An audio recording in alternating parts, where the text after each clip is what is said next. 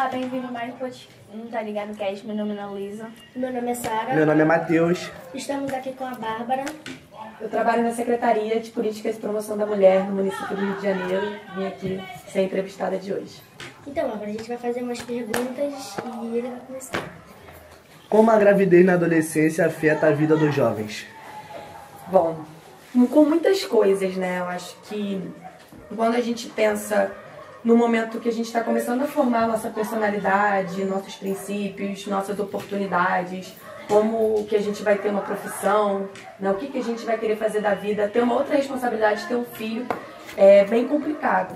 Só que nem todo adolescente tem a mesma vida, né? A gravidez na adolescência muitas vezes afeta mais a pessoa quando ela tem menos direitos sociais, quando ela tem pouco dinheiro, quando ela não tem uma estrutura familiar, né? Tem muita gente que eu tive colegas que engravidaram muito novas, pensando que iam ter liberdade com essa gravidez, que iam sair da casa dos pais, que iam começar a ter sua casa e mandar na própria vida. Só que não é bem assim que as coisas acontecem, então o filho tem muitas responsabilidades, tanto com saúde, tanto com educação, tanto com todas as outras questões que envolvem uma outra vida. Então eu acredito que a gravidez na adolescência afeta muito você conseguir decidir o seu futuro, você conseguir pensar, né, em ter uma profissão, pensar em ter uma independência. Então, a questão da gravidez da adolescência é uma questão a ser trabalhada e é uma questão que não deve ser criminalizada, muito pelo contrário, que deve ser acolhida essa família, mas que tem que ter prevenção, que a pessoa, quando engravide consciente do que é trazer uma nova vida para o mundo e também tem estrutura dos serviços públicos para que isso seja feito da melhor forma possível, para que não faça com que a pessoa continue num ciclo de pobreza porque ela tem um filho, porque ela tem 2 filhos. Enfim, tem várias questões na gravidez da adolescência, tem questões de violência doméstica que envolve gravidez na adolescência, que não deixa a pessoa, né, a jovem, usar método contraceptivo. Muitas vezes o agressor não deixa ela usar o método contraceptivo, porque uma mulher que tem filhos provavelmente não deixa o marido, mesmo ele sendo o agressor. Infelizmente isso ainda acontece, então a gravidez na adolescência pode ser um mecanismo ainda de prender aquela mulher numa determinada realidade social. Por que a gravidez na adolescência é uma questão de saúde pública? Bom, é uma questão social também, não só sobre saúde, né? Eu não sou profissional na área da saúde, eu sou gestora pública, sou da área de políticas para as mulheres, mas também a gente tem que pensar em saúde quando a gente pensa em prevenção, quando a gente pensa em doenças sexualmente transmissíveis e quando a gente pensa que a gente ter uma nova vida, ter uma criança, também tem toda uma estrutura de saúde envolvida. Então é uma questão também, então respondendo a pergunta, ela é uma questão de saúde pública, mas não somente. É uma questão social, é uma questão de acesso aos direitos, é uma questão de acesso também a pessoa conhecer uma realidade para além da comunidade, porque às vezes a pessoa tem uma prima, uma irmã, uma tia, todas tiveram filho com 14 anos. A mãe teve filho com 14 anos, a avó, então é a única realidade que ela conhece. Então a pessoa conseguir ir para outros bairros, conseguir ir no cinema, conseguir ir no teatro, também ajuda ela a conhecer outras realidades e romper esse ciclo da gravidez muito jovem. Mas também é uma questão de saúde pública porque envolve métodos contraceptivos, envolve a questão do corpo muitas vezes não estar preparado para ter um filho quando você é muito nova. Então é uma questão de saúde, mas principalmente, na minha opinião, é uma questão social, uma questão de direitos sociais, de direitos da cidade e também da pessoa ela ter acesso, ela ter esclarecimento e ter possibilidades de ter um destino não tão igual às pessoas ali do redor dela. Qual órgão tem o dever de orientar os adolescentes para não acontecer gravidez indesejável e ISTs? Essas ISTs, né, a gente chamava de doenças sexualmente transmissíveis, né, e agora todo mundo fala IST, que são as infecções sexualmente transmissíveis. Bom, eu acredito que essa responsabilidade, né, ela é conjunta de vários órgãos, seja do poder municipal, como eu estou na prefeitura, mas também de outros na sociedade. Acho que primeiro tem uma questão que é muito polêmica, que eu acho que tem umas perguntas que vai falar sobre isso, que é a questão da escola, né, da gente falar sobre prevenção.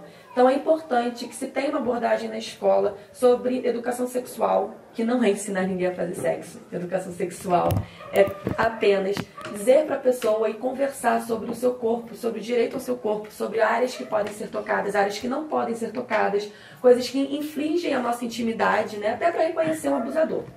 Mas também a gente pensando nessas áreas que devem, né, precaver a questão da gravidez na adolescência é a escola, a saúde. Então todo mundo tem que ser atendido pela clínica da família. É importante, quando a agente de saúde vai na sua casa atendê-lo, ir nas clínicas da família para ter essa orientação. Contar quando se inicia a vida sexual, é importante também nos lares ter essa liberdade de contar, para que se tenha, né, o acesso à camisinha, o acesso a todos os métodos contraceptivos, para que não se tenha uma gravidez não planejada, né? Porque é o que eu disse no início, muda muito os rumos quando a gente tem um filho sem o planejamento devido.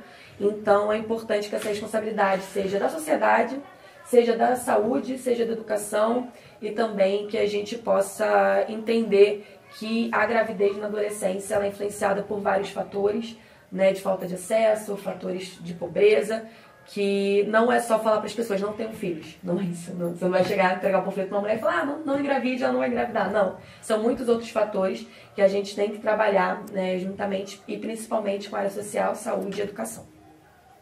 Existe alguma lei que garanta o ensino de educação sexual nas escolas?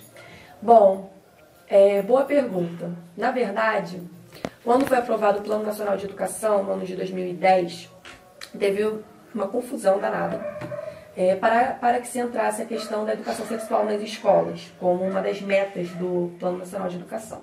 Não entrou quanto meta, porque o plano é algo que todo governo deve cumprir. Ele dura 10 anos, então é de 2010 a 2020, né, por exemplo, aquele plano. 2020 a gente não cumpriu quase nenhuma meta, né, por causa de vários fatores, mas que independente de quem for eleito, né, porque de 4 anos tem eleição, tem que cumprir aquele plano. Então, algo muito importante. Não entrou educação sexual ali, porque, enfim, né, tinha muitas pessoas conservadoras que não queriam que aquilo entrasse. Então, né, para a educação sexual acontecer na escola, a gente depende muito da vontade dos governantes ali. Óbvio que existem leis que podem ser apoiadas, né, desse debate na escola, mas não é uma obrigação, né, esse debate de educação sexual nas escolas. Quais são os perigos de crianças e adolescentes não conhecer os próprios corpos e os direitos sobre os próprios corpos? Bom, essa é uma boa pergunta, né? Eu acho que a primeira coisa de conhecer o próprio corpo é saber denunciar um abuso. Porque se acha que... Você não sabe quais são suas partes íntimas. Um abusador, que geralmente é dentro de uma família, pode abusar de um jovem, de um adolescente ou de uma criança. Então, acho que o primeiro perigo é esse. Eu acho que o segundo perigo é se julgar, né? Tipo, eu tô sentindo isso, eu devo ser anormal, tá com uma secreção X, Y, meu Deus, meu peito tá inchado, eu tô menstruada, eu tô me sentindo assim. Primeiro dia menstruada na escola, por exemplo, que é horrível. Então, eu acho que é entrar num ciclo de autodepredação, de se sentir mal, de se sentir um alienígena na sociedade se você não conhece o próprio corpo, os próprios cheiros, aquilo que é normal, o que não é normal para cada idade. Porque é isso, a partir, sei lá, dos 13 anos o corpo muda muito. Então é uma questão de saúde mental, a gente conhecer o nosso próprio corpo, de não se julgar. E é uma questão também de saúde mesmo, pra gente, enfim, saber, né, qual calcinha mais adequada de se usar, cueca, hábitos de higiene. Então, não conhecer o próprio corpo é também não se conhecer um pouco. Então, é fundamental que aquelas aulas na escola que a gente começa a rir quando o professor fala sobre, né, os órgãos sexuais, é uma zoeira. Para além da zoeira, também prestar atenção, também olhar o livro ali de ciências, de biologia, porque se conhecer é importante. A gente vai dar conta que isso é importante depois, um pouco mais pra frente, mas é importante sim. Como fazer as pessoas que julgam os adolescentes grávidas entenderem que o problema envolve todas as pessoas? Rapaz, como fazer alguém que olha para uma adolescente grávida e fala... é porque eu acho que a cabeça dessas pessoas pensa que fez porque quis, né? Tá grávida porque quer, é uma escolha individual. Claro que existe uma escolha, né? Se não for um caso de violência sexual, porque a gente sabe que existe. Mas a responsabilidade ela também é coletiva. Porque a partir do momento que, por exemplo, ela não consegue uma vaga numa escola, a partir do momento que também não tem opção de lazer naquele espaço, a partir do momento, né, em que as pessoas são marginalizadas, né, por conta da sua sexualidade, da sua raça, para ir a determinados locais, determinados espaços de acesso, você está excluindo as pessoas também, né? Então, As pessoas que são preconceituosas, as pessoas que estão em espaços de poder e depredam o serviço público e não investem, também são corresponsáveis pela gravidez na adolescência de várias formas. E que também acreditam que mulheres são feitas para obedecer homens, que mulheres são feitas, né, só para reproduzir. Ser mãe pode ser, gente. Um dia eu também quero ser mãe. Mas a gente não é só para isso, né? Então, quem acredita que as mulheres servem só para ser mães, que se uma mulher não é mãe, ela não é mulher, né? Tem, infelizmente, gente que pensa assim, também contribui para a gravidez na adolescência e para a gravidez na adolescência de forma compulsória. O que você acha sobre o nosso país proibir o aborto? Nossa! Eita, vamos lá.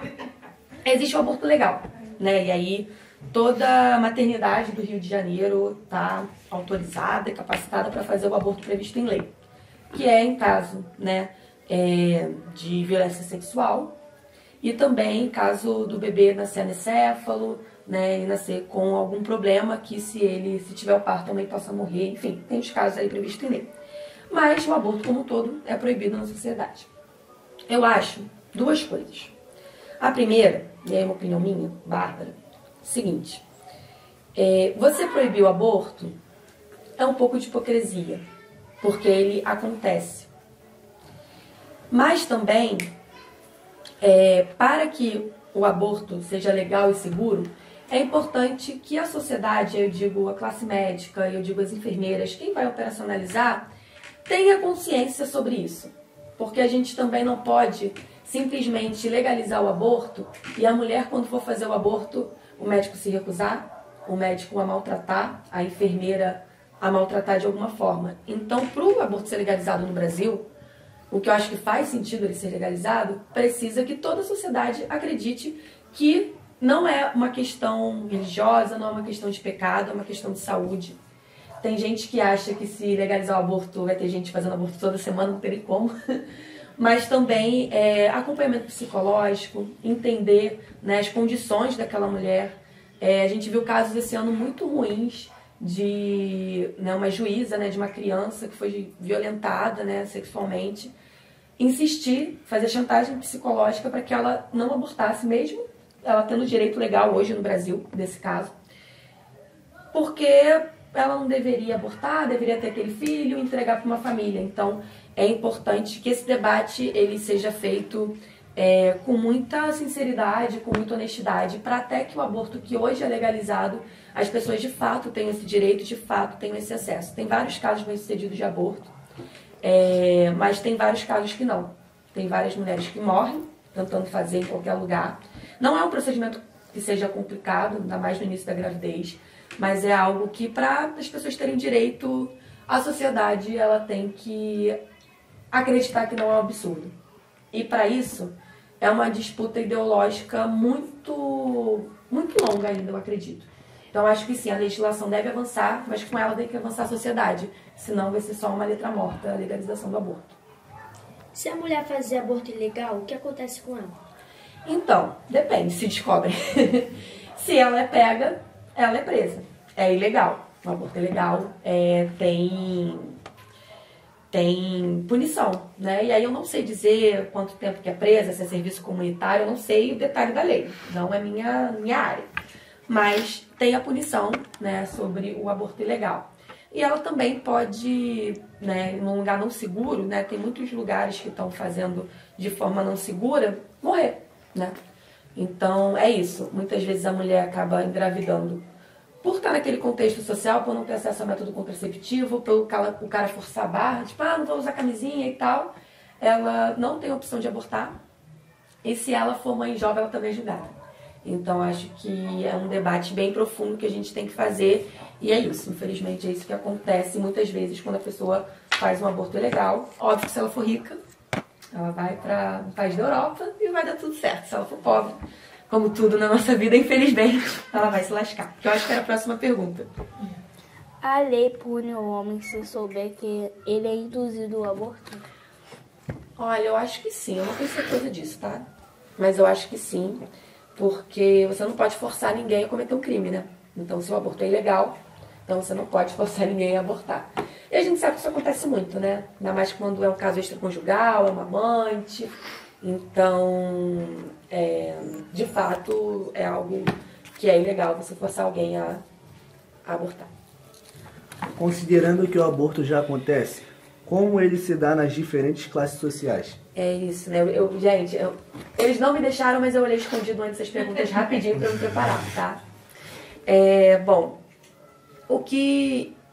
a diferença, acho que a gente tem que entender que as leis, qualquer lei, não tô falando só do aborto não, depende de quem é. Infelizmente a justiça ela é ainda elitista.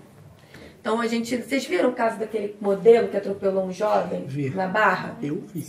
De moto? Então, você acha que eles vão ficar muito tempo na cadeia? Você acha que ele vai pra Bangu ficar 10 anos por homicídio lá? Não vai. Agora tem um menino que é violinista. Ele é de uma orquestra, lá em Niterói. Menino negro, pobre. Foi um reconhecimento facial errado, que acusaram ele. Ele provou que é inocente, provou mesmo. Foi liberado na polícia. Não tinha apagado a ficha dele. Ele foi encontrado na rua, indo no mercado, fazendo qualquer coisa e foi preso de novo, de forma injusta. Então, o aborto ele não foge disso. Tem gente que chantageia a mulher, né, para não denunciar. Essa mulher com dinheiro paga, né, ela consegue se safar. Tem gente que, como eu tinha dito, viaja para outro lugar para fazer aborto. Tem muitos países que são legalizados. Inclusive, tem uma onda de legalização do aborto, inclusive na América Latina, né, como na Argentina, né, que foi aprovado recentemente, em outros países. Tem lugar que avançou e regrediu, como nos Estados Unidos. Mas, em suma, quem tem dinheiro tem acesso a clínicas que não vai ter risco de vida, que não vai ter risco de ser presa, que vai sair e vai dar, né, e vai conseguir o seu objetivo. Agora, tem lugares que, infelizmente, a mulher tem muitos riscos, né? A mesma coisa se não for aborto, se for ser mãe. Até a própria gravidez na adolescência. Você é uma menina rica, uma atriz mirim que a gente vê por aí, tem um filho, óbvio que isso vai influenciar a vida dela. Muitas vezes a gente não tem psicológico para ter um filho quando a gente tem 15 anos, vai ser difícil. Mas ela vai ter uma babá, mas ela vai ter como dar o bom do melhor para aquela criança, ela vai ter uma doula no parto, ela vai ter como amamentar de uma forma tranquila. Agora, quando você é jovem, você não terminou o ensino médio, você está ajudando sua mãe em casa, você está no corre e ainda tem um filho, também vai ser diferente a sua vida. Então, felizmente, a nossa sociedade ela é dividida em classes, dependendo de onde a gente nasce, a gente tem mais direitos ou não, então é isso. Eu acho que responde um pouco essa pergunta. Então estamos terminando mais um Tá Ligado Cast. Bárbara, agradecemos muito a sua presença. A gente agradece muito. Eu ter aceitado o convite. Agradeço terem me convidado. Só pergunta, gente. Só pergunta. Jornal Nacional, Roda Viva. Só nível. Você me sentiu? Nível A. O William Bonner aqui. Obrigada, gente.